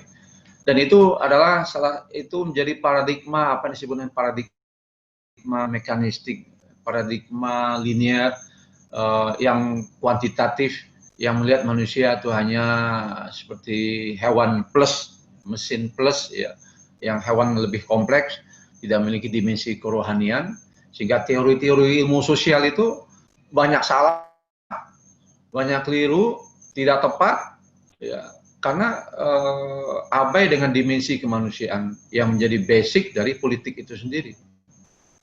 Nah, yang ditawarkan oleh Imam Hussein sebagaimana yang telah dicontohkan oleh gerakan oleh Republik Islam Iran ini, dan juga yang menurut saya yang sangat bagus itu juga gerakan Hizbullah ya. Ya mungkin nanti akan ada lagi yang lain ya, yang gerakan politik praktis tapi yang sekaligus bisa menerjemahkan dimensi kerohanian kemanusiaan dalam kebijakan yang praktisnya itu adalah bagaimana mengintroduksi nilai-nilai kemanusiaan, kerohanian, nilai kemartabat kemanusiaan, respect itu terjawantahkan dalam kebijakan keputusan politik. Nah, hari ini kita bisa lihat bagaimana Republik Islam yang secara ekonomi, secara politik memang kalah jauh dibanding superpower Amerika Serikat, ya, secara militer juga. Tapi secara rasional, secara kemanusiaan, Iran telah berhasil memenangkan pertarungan, memenangkan hati dan pikiran manusia-manusia rasional dunia hari ini. Belum lama, minggu lalu, di Dewan Keamanan PBB, Amerika Serikat sebagai negara yang paling kuat selama ini, kalah di Dewan Keamanan PBB, dan itu pertama kali dalam sejarah 13 negara menolak resolusi Amerika Serikat dalam memaksa Dewan Keamanan untuk meminta mereka memberikan sanksi, memperpanjang sanksi embargo senjata Iran yang seharusnya Oktober sudah selesai sesuai dengan kesepakatan nuklir Iran, singkatan JCPOA itu ya. Nah, Amerika Serikat kalah, termasuk sekutu-sekutu utamanya Inggris, Prancis, Jerman itu pun tidak setuju, tidak mau mendukung resolusi Amerika Serikat. Dan menurut catatan Rouhani, Presiden Iran, baru pertama kali 75 tahun sejak Dewan Keamanan PBB, Amerika Serikat kalah telak. Ya, resolusi dia kalah telak dengan 13 lawan 2. Ada satu negara yang dukung dia, hanya negara kecil, Dominika, penduduk cuma 5 juta itu. Di negeri dekat Laut Karibia ya, negara kecil sekali. Nah, jadi itu satu. Kemudian kedua, kita melihat bahwa pelaku-pelaku internasional sekarang, pemimpin internasional sekarang, termasuk para pengamat politik yang legitimate, yang berkaliber seperti Noam Chomsky, semuanya banyak memihak Iran dalam pertarungannya melawan Amerika Serikat. Atas dasarnya bukan karena bukan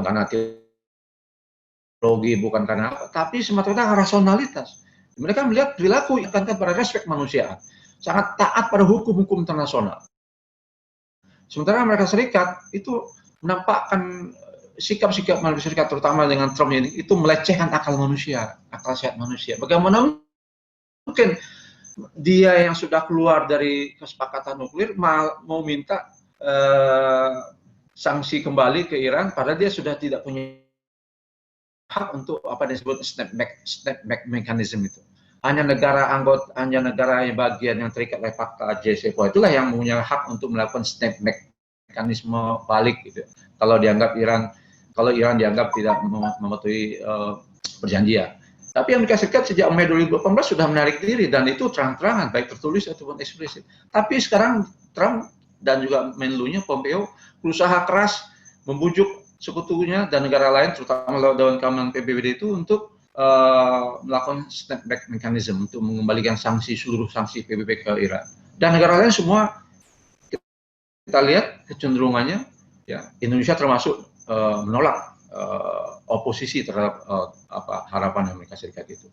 Jadi sebetulnya kalau secara rasional, secara politik cerdas, Iran telah menang berapa kali dalam Amerika Serikat, ya, negara adidaya. Itu menunjukkan keunggulan soft power, politik yang berbasiskan kemanusiaan soft power.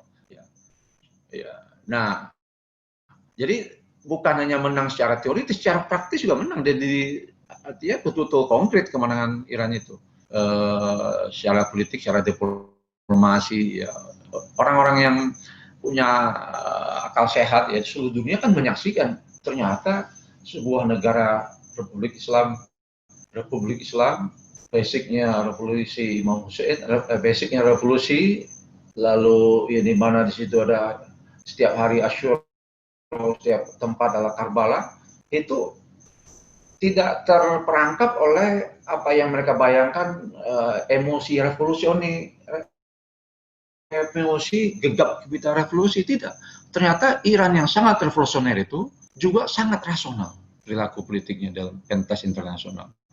Sangat argumentatif, sangat artikulatif, memiliki explanatory epistemological account, memiliki ulasan epistemologis, ulasan pertanggungjawaban argumentasi yang sangat masuk akal sesuai dengan common sense, akal sehat manusia modern, sehingga sekutu Amerika Serikat pun bahwa kalau dia masih punya malu, karena masih punya malu, merasa punya akal, ya akhirnya berpisah dari Amerika Serikat. Padahal artinya hampir nggak ada bedanya antara Inggris, Prancis dengan Amerika dalam memusuhi Iran sebetulnya.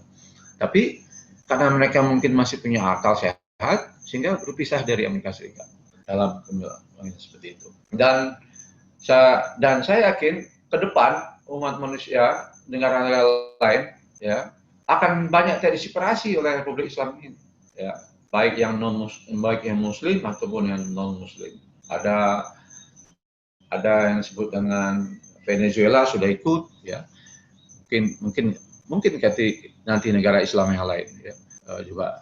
Jadi yang sebenarnya yang ditakutkan oleh Eropa dan Amerika, NATO, tapi itulah ketakutan mereka apabila Republik Islam ini jadi menjadi inspirator bagi negara lain untuk melawan status quo dunia hari ini, ya dari ekonomi dan politik. Itu dulu ya. Silahkan kalau ada yang lain. Kalau kurang puas bisa saya lanjutkan nanti. Bisa lanjut. Baik, terima kasih banyak. Oh iya, sebentar. Ya, karena banyak ilmu sosial, jadi implikasinya kurikulum ilmu sosial berbasiskan semangat Imam Hussein yang berdimisi kemanusiaan transendental itu, ilmu sosial harus full of humanity. Jadi harus orang-orang ilmu ekonomi, ilmu politik, ilmu sosiologi, apalagi psikologi, itu harus kental dengan ilmu manusia, humanities. Jadi gerakan politik Imam Hussein itu banyak, luar biasa. Salah satu butirnya adalah melakukan perubahan paradigma mazhab dalam ilmu sosial. Bagaimana ilmu sosial harus menjadi bagian dari ilmu humanities. Bukan sebaliknya sekarang ini sosial humanities beda sendiri. Seharusnya sosial adalah manifestasi dari humanities. Ilmu politik harus kuat dengan ilmu manusia. Ya, itu pada level seperti itu manifestasi dari relevansi pasar politik gerakan manusia dengan ilmu sosial politik hari ini. Terima kasih.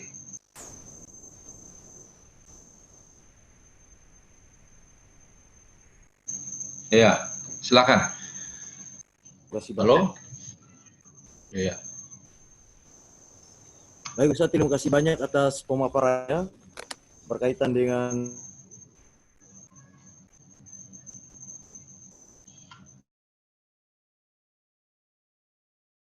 relevansi Asyura itu dengan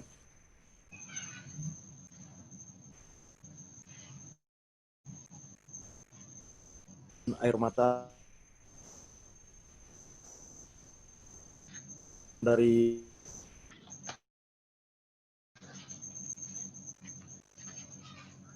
Halo, suaranya putus-putus. Suaranya putus-putus Mas Iskandar.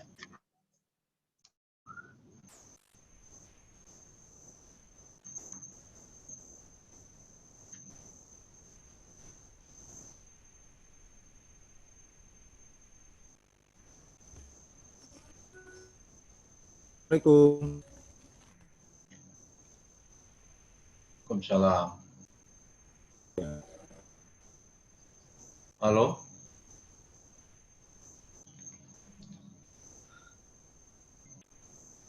Itu ada yang tunjuk tangan Andi Azwar itu siapa tuh? Halo, ini Sudah yang resen Indonesia. Assalamualaikum, saya Ustaz, Andi Aswar Ustaz. iya Fadol.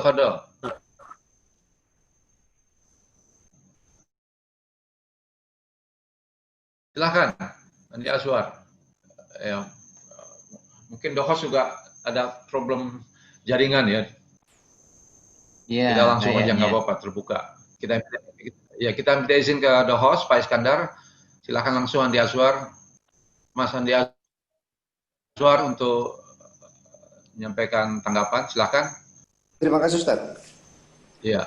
Tadi kalau saya tidak salah, saya dengar perjuangan Imam Hussein atau revolusi Imam Hussein ini mengingatkan kita pentingnya tentang dimensi berpikir, kecerdasan berpikir.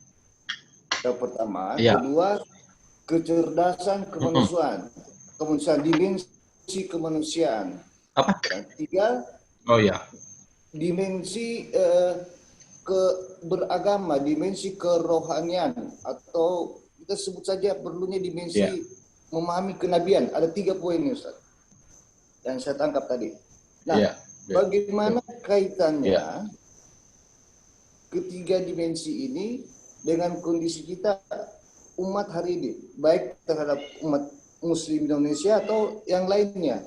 Sebab 3 dimensi ini saya pikir secara individu bisa kita adopsi, dan mereka yang diorganisasi pun seperti organisasi politik yang berbasiskan Islam memang sejatinya harus mengadopsi ini revolusi Imam Hussein yang melahirkan aspek-aspek yang 3 tadi itu tersebut, Ustaz. Nah, bagaimana Ustaz melihat partai-partai politik yang berbasiskan masa Islam di Indonesia hari ini, yang kaitannya dengan 3 dimensi tadi, Ustaz? Saya pikir kalau Hizbullah sudah jelas, Ustaz, dalam kiprah berpolitik di Lebanon dan kawasan Timur Tengah memperhatikan aspek 3 ini. Aspek kecerdasan berpikir, tidak gegabah dalam bertindak, tenang, tidak terprovokasi, kemanusiaan tidak lagi diragukan. Begitu diminta terjun ke Suriah, dia terjun untuk menolong umat manusia, bukan menolong Muslim Syiah. Dan dimensi Qur'annya jangan ditanya lagi, Ustaz. Nah, pertanyaan saya, mohon pencerahannya Ustaz, kaitannya 3 dimensi ini dengan politik di tanah air, khususnya politik partis yang berbasiskan masa-masa Islam. Terima kasih sebelumnya, Ustaz. Ya, terima kasih atas pertanyaannya, Mas Andi Azwar. Ya, kita katakan bahwa tadi gerakan Imam Hussein itu gerakan yang proaktif dan visioner, karena dalam rangka membangun ini dikatakan sendiri oleh Angge Corbin, ya, seorang filosof Prancis yang mempelajari gerakan Imam Hussein, dan juga Anne-Marie Schimmel, seorang seorang sarjana Islam dari Jerman yang sangat simpati dengan Islam, termasuk Imam Hussein. Yang sangat terkenal bagaimana Schimmel mengatakan jangan ajarkan Islam tentang HAM. Beliau mengatakan kepada Barat karena Imam Hussein telah mengajar HAM kepada dunia, kata Annemarie Schimmel itu ya. Jadi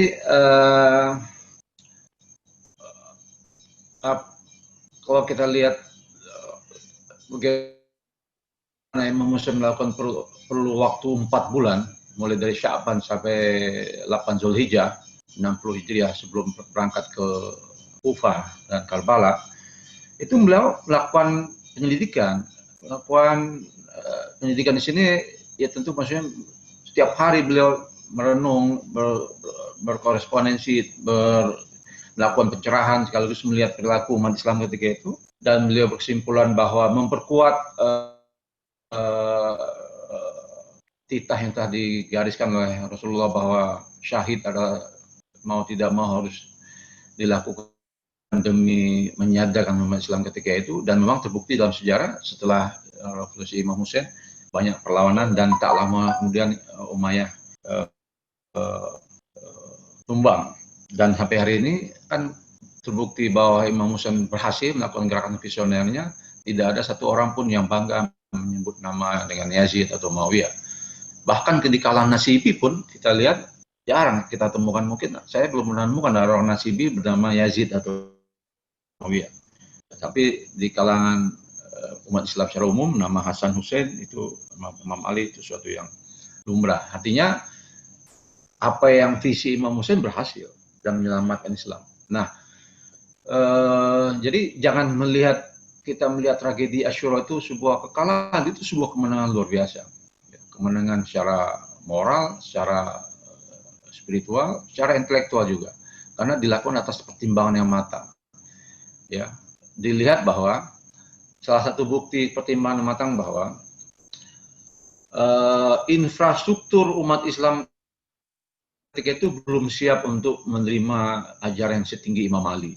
Ya, itu diakui oleh sejumlah peneliti bahwa bahkan Rasulullah juga, saya lupa itu penulis Cak Nur, Malhum Cak Nur itu sering mengutip peneliti dari Amerika yang melihat bahwa prinsip-prinsip Islam mengajar pada egaliter, ya, kesamaan hak, kemanusiaan itu terlalu tinggi, belum bisa dicerna oleh orang-orang ketika itu, ya, ketika itu, sehingga terpaksa harus ada yang banyak dikorbankan dah. Jadi boleh dikatakan syahadah Imam Hussein itulah harga yang harus dibayar demi menyelamatkan nilai-nilai Islam itu, ya, pesan-pesan Islam.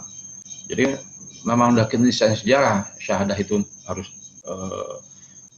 syahadah Imam Hussein untuk membangkitkan, untuk mempertahankan pesan-pesan universal Islam. Nah, kaitannya dengan sekarang apa? Dalam konteks hari ini, kita lihat bahwa politik-politik kita harus cermati.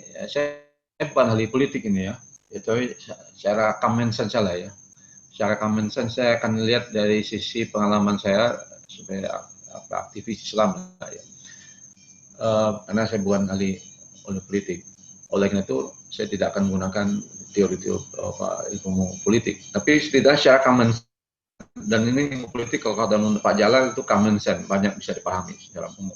Jadi yang terjadi partai-partai Islam di tanah air ini kan lebih banyak untuk penguatan identitas keislaman. Identitas keislaman yang identitas ini berkaitan juga dengan penguatan kelompok, ya, partisan. Jadi bisa katakan karakteristik utama dari partai-partai Islam di tanah air ini, ya, terutama yang bersifat belakangan, ya, itu kan lebih merupakan respon modernis dalam menjaga identitas keislaman. Itu sebabnya yang tradisionalis itu kan biasanya tidak terlalu terpaku dengan sebuah partai. Ya, misalnya dari kalangan tradisionalis ini bisa masuk mana-mana. Ada di PDI, ada di P3, ada di partai nasionalis, ada yang partai religius. Ya. Orang NU itu misalnya itu di mana-mana ada. Karena mereka tidak terlalu terikat dengan sebuah partai politik. Muhammadiyah juga ya pada level tentu juga mirip-mirip seperti itu. Meskipun dia termasuk kalangan modernis. Nah, tapi kalangan modernis lain, Islam modernis, Islam gerakan itu sangat mengedepankan identitas kelompok Islam ini. Dan itu jelas sekali yang tidak sesuai dengan atau tidak sejalan dengan karakteristik perjuangan Imam Hussein yang dikatakan oleh Muqtada Mutahari, bercorak non-partisan, non-sektarian, dan juga non-individualistik ya. Perjuangan Imam Hussein bukan perjuangan untuk kekuasaan pribadi, tapi betul-betul semata-mata universal, prinsip-prinsip universal. Jadi ada buku yang bagus, Ali Alawi ya, dalam bukunya The Crisis of Islam, Krisis Peradaban Islam, yang kira-kira judulnya itu. Dia peneliti dari Istak Malaysia, terbitan Singapura. Namanya Ali Alawi, orang Irak, tapi peneliti di Istak Malaysia. Dia menulis buku tentang judul Islam Mengalami Krisis Peradaban. Dan dia menyebutkan bahwa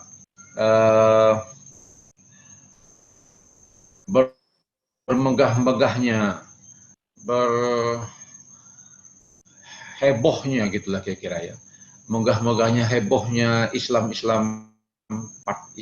identitas seperti itu, gerakan Islam politik tadi itu tidak memiliki afinitas kuat, tidak punya konstruksi peradaban Islam yang kuat, kata dia. Karena menurut peneliti Ali Alawi ini, ciri khas peradaban Islam itu berakar kuat pada nilai intelektualnya dan spiritualitasnya. Sementara gerakan-gerakan Islam politik itu miskin intelektual dan juga miskin spiritual. Itu kata Ali Alawi. Jadi kata dia, jangan tergoda, jangan terhipnotis ataupun merasa tertipu lah dengan hebohnya gerakan Islam politik seperti itu, kalau mereka tidak memiliki basis intelektual dan basis spiritual. Jadi kata dia dalam bukunya itu, peradaban Islam ke depan bisa bangkit, bisa tidak. Akan bangkit apabila kembali ke ruh spirit peradaban Islam, yaitu spiritualitas dan intelektualitas. Kalau tidak memiliki dimensi spiritualitas dan dimensi intelektualitas, maka itu dia justru akan runtuh, peradaban Islam yang runtuh. Itu kata Ali Alawi ya, dalam bukunya Crisis of Islamic Civilization. Nah, jadi gampang kok sebenarnya sejauh mana kita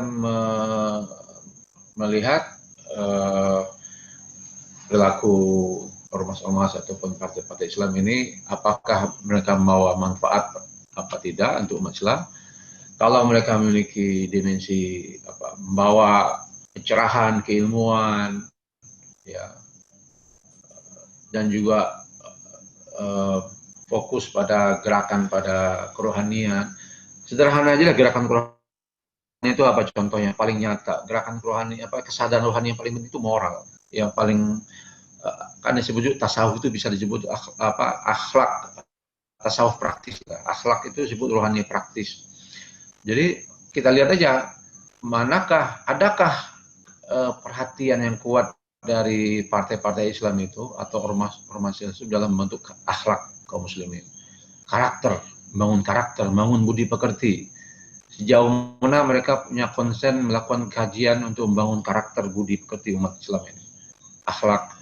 Padahal kan Rasulullah mengatakan, innama bu'itsu liutammima makarimal akhlak, ya kan? Aku ini diutus untuk menyempurnakan akhlak. Nah, akhlak ini bisa katakan salah satu dimensi rohani yang paling gampang, yang paling nyata.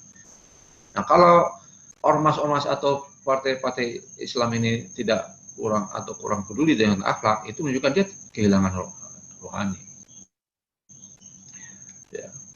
Pesan-pesan yang disampaikan melahirkan disintegrasi, bukan integrasi, itu juga kekurangan rohani. Karena rohani itu bersifat mengintegrasikan kapasitas yang ada, bukan memecah belah. Jadi itu pengamatan Ali Alawi, saya juga lihat sama. Jadi miskin rohani dan juga intelektual. Nah, yaitu bagaimana mengembalikan itu pekerjaan utama ya, pekerjaan utama kita. Jadi jangan lelah untuk menyampaikan hal ini bahwa Islam akan bangkit, peradaban Islam akan bangkit apabila merujuk pada khasanah peradabannya sendiri, khasanah intelektualitas dan spiritualitas. Saya nggak tahu apakah ini menjawab pertanyaan apa tidak. Paling tidak, ya saya respon saja. Mungkin boleh kalau ada yang kurang jelas, tanyakan lagi. Terima kasih, Ustaz. Ya. Oh ya, terima kasih. Ya. Terima kasih, Ustaz. Artinya, Ustaz mengajarkan kepada kami barometer tolak ukur dalam menilai kiprah dari organisasi-organisasi Islam. Seperti apa? Ustaz tadi sudah sampaikan, ya, dimensi spiritual, dimensi intelektual dan sebagainya.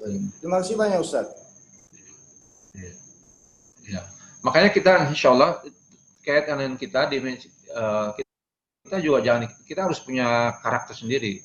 Jadi sekalipun di fitnah sana sini, tetap karakter kita membangun pencerahan umat Islam melalui kajian-kajian intelektual, kajian-kajian pemikiran Islam, kajian kalam, itu penting. Itulah yang membedakan kita dengan kelompok Islam lain. Kajian rohani juga jalan tetap. Maka saya alhamdulillah saya lihat misalnya kelompok kajian-kajian kita tetap kajian irfan tetap jalan, filsafat tetap jalan, kajian keilmuan tetap jalan, sosial juga jalan. Karena itu jadi modal dasar yang itu membangun peradaban Islam. Saya ingat 2011 saya mengunjungi Beirut Selatan. Saya ketemu Syekh Syafiq Jarodi, divisi kebudayaan Hizbullah. Ketika itu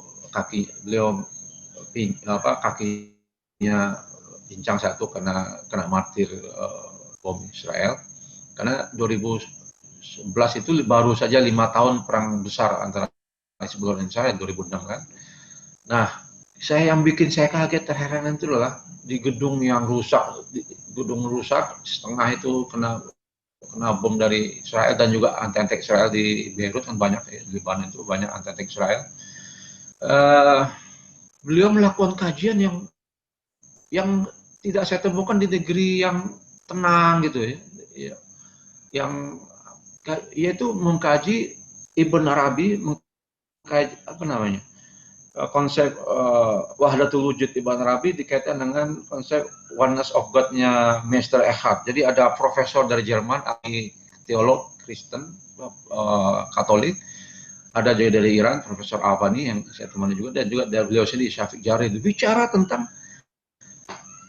yang sangat tinggi, bicara irfan yang sangat tinggi, bicara Wahdatul Wujud Ibn Arabi dikomparasikan dengan Michael Eckhart, ya, tokoh sufi irfannya, tokoh mistiknya Katolik dari Jerman. Dalam suasana gerakan gitu, dalam suasana revolusi, dalam suasana, bayangkan di Beirut Selatan baru 5 tahun perang dengan Israel, banyak mata-mata. Tapi mereka dalam suasana yang sulit, susah gitu, ya saya masih ingat masuk ke sana tuh nggak gampang, harus satu-satu masuk ke gedungnya, tidak boleh terang-terangan. Jadi suasananya suasana darurat gitu, secara sosial darurat sipil, tapi mereka tidak kehilangan antusias mengkaji hal-hal yang seperti irfan tadi. Ini luar biasa. Ini menunjukkan bahwa ya tadi Hizbullah yang jelas gerakan politik, militer, dan satu-satunya gerakan perlawanan yang diperhitungkan oleh Israel dan oleh Amerika, memiliki tetap punya afinitas, tetap punya peduli dengan kajian-kajian keislaman yang sangat tinggi itu ya. Nah itu contoh ya, yang saya temukan ketika mengunjungi Hizbullah, dan mungkin juga kajian-kajian Islam lain. Kalau di Iran banyak. Ya.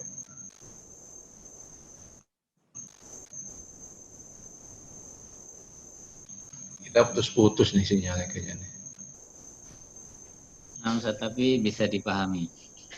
Oh ya, jam 7 udah 3 menit lagi kita udah selesai kan ya? Ya, aslinya sih jam 3 sampai jam 16.30, Ustaz. Oh, malah sudah lewat ya? Ya, insya Allah dapat keberkahan dari penjelasan Anda. Insya Allah. Ini tadi kohos Ya. nyerahin ke Ana Maaf nih ambil waktunya. karena apa sinyalnya nggak bagus Ustaz. Oh ya. Kohosnya nyerahin ke Ana. Itu namanya siapa ya? Ana Suparno. Hah? Suparno. Oh, Suparno. Ya. Oke, baik. Kang Suparno. Waktu kita sudah selesai. Iya, mungkin minta tolong diberikan closing statement Ustaz sebelum kita tutup. Iya. Iya, jadi pemirsa, kawan-kawan yang budiman, alhamdulillah kita bersyukur mendapat karunia Allah kita secara bertahap tentang gerakan Imam Hussein. Karena mengenal Imam Hussein adalah mengenal gerak karakter kita sendiri, mengenal jati diri kemanusiaan kita yang hayhat minatillah,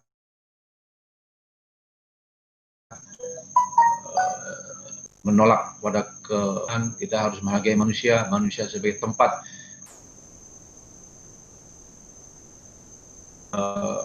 bersemayamnya asma Allah, asma Allah sebagai khalifah Allah.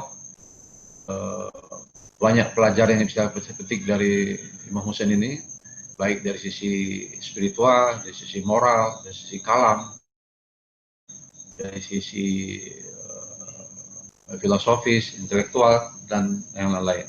Ya, mudah-mudahan ini hanya cukup bagi kita untuk terus menyuarakan kullu yaumin asyura, kullu ardin karbala. Assalamualaikum ya Rasulullah, assalamualaikum ya Ali bin Abi Thalib, assalamualaikum ya Hasan, assalamualaikum ya Abu Abdillah.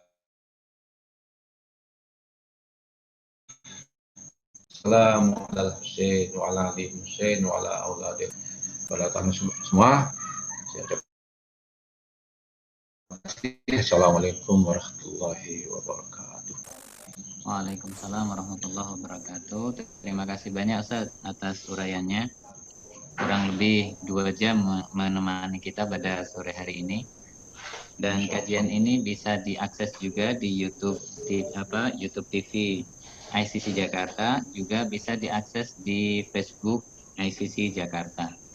Dan kami informasikan bahwasanya besok kita juga masih punya kajian yang sama di jam yang sama, yakni jam 15.00 atau jam 3 sore. Untuk yang WI kita dan WIT mohon menyesuaikan, karena Ana nggak hafal ini untuk WITA atau WIT tepatnya jam berapa. Ala kulli hal, saya sebagai host di sini mengucapkan terima kasih kepada pemateri, juga kepada peserta sekalian, dan mohon maaf bila ada hal-hal yang kurang berkenan. Sekaligus di sini saya mohon diri.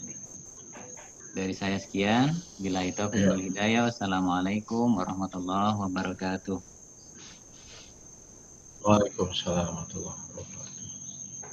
Saya mohon diri Ustaz ya.